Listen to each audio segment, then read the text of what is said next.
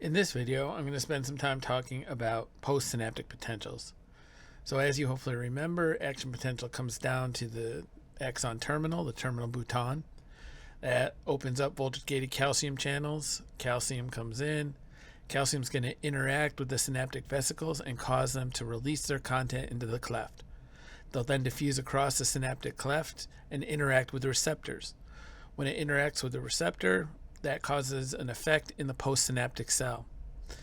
Most of the time, in the things we're going to be talking about, that postsynaptic cell will respond with a change in its electrical potential. Okay, so those are called postsynaptic potentials. There's two kinds, EPSPs and IPSPs. EPSPs are excitatory postsynaptic potentials. And the reason they're called excitatory is they move us closer to threshold. Okay, so if we look, some neurotransmitter gets released. In this particular case, voltage-gated sodium or ligand-gated sodium channels open up, and sodium comes into the cell. I'm increasing the number of positive charges on the inside. That means the difference between the inside and the outside is getting smaller. So instead of minus 65, we may go to minus 57 millivolts. Okay. Over time, initially there's a local crowd here, but just like people getting off the bus, right? When everyone gets off the bus, it's real crowded, but very quickly everybody kind of diffuses away. As all those ions diffuse away, we will slowly return to rest. Now, if our EPSPs are large enough that we hit threshold, then you know what happens. Voltage-gated sodium channels open up and we get a spike. Or if we're at a place on the cell, like on the dendritic spine, there are no voltage-gated sodium channels. So even if we do exceed threshold locally, right, it won't matter unless we hit threshold at the axon helic. I'll explain that in a minute. We also have inhibitory postsynaptic potentials. Okay, so if this is a chloride ion channel, now Cl will come in. Now we're at minus 55 at rest, but as more negative charges come in, we become more and more negative. Right? And then we'll get what's called an IPSP. Just like the sodium diffusing over time, so will chloride, so will any ion. What if these are potassium channels? What would happen then? Here's my membrane. K plus channel. Right? Normally we have more of that on the outside, on the inside of the cell, inside than out. If this channel suddenly opens up, potassium's going to sneak out. So if this is a potassium channel, I'll have fewer positive charges. It will look like this. As we start at rest and we lose positive charges, the inside becomes more and more negative. And eventually over time, that difference will balance out as those flow away. Okay, so we have IPs and EPSPs. Now, how does this matter? If I record the membrane potential up here, right, on the cell body, if I look, a single EPSP has a really small effect. And remember, to start an action potential, I must reach threshold at the axon helic. Must hit threshold at the helic. Okay? So what happens here has a small local effect. First of all, it may never reach the threshold, or even if it does reach threshold locally, it's going to have a small effect here. So essentially we're going to have to rely on summation. We're going to have to add some things together in order to get a larger EPSP. We can do that two ways. We can do spatial summation, where 1, 2, 3 synapses are activated at the same time. Okay, in this case, they just add. So if they come in at the same time, instead of 1 or 2, we get all 3 added together.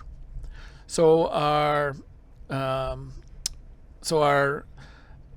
change in membrane potential is much greater. It is a sum of all three of them. Now this may be big enough to reach threshold at the exon helix. Sorry, I drew this wrong. The exon helix down here.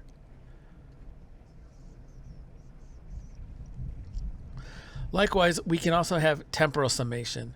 Here we're talking about one synapse, okay? But I get action potentials right after each other. So here I'll get from the first. We'll start to repolarize, but guess what? Before we can fully repolarize, another comes in. What does that do? Voltage-gated sodium channels open up. Sorry about that. Voltage-gated sodium channels open up. Get another. Before that can fully repolarize, more sodium comes in, and we keep going and so on. And then if nothing happens, we'll diffuse away and go down to nothing. Okay. So I've told you we have about 10,000 synapses on an average neuron in the central nervous system in the brain. So spatial and temporal summation is going on constantly. Every minute you're alive, we are constantly getting both spatial and temporal summation. So the postsynaptic effects of an individual action potential can be small. You know that the answer to this is summation. Okay? And again, here's just another way of looking at it. Here, if I have temporal summation, I'll have 3 action potentials coming in real quickly. That will cause us to exceed threshold, and we get an action potential. Likewise, with spatial, if I have 1, 2, or more action potentials hit this at the same time, it'll have a bigger effect on the threshold and on the membrane potential and whether or not the cell reaches threshold. Once we reach threshold, we get that action potential. Again, another way to look at it, if we have an EPSP, just a single summation, a single one, we go from minus 70, say, to minus 65. Let's say when we get temporal summation is over time. So we get 2 coming, we start to repolarize, second one comes in. But guess what? We're still below threshold, so we don't get an action potential. Here in this example, 3 come together, we exceed threshold, voltage-gated sodium channels open, and we get our regular action potential. Here, simultaneous EPSPs come in, so this would be spatial summation.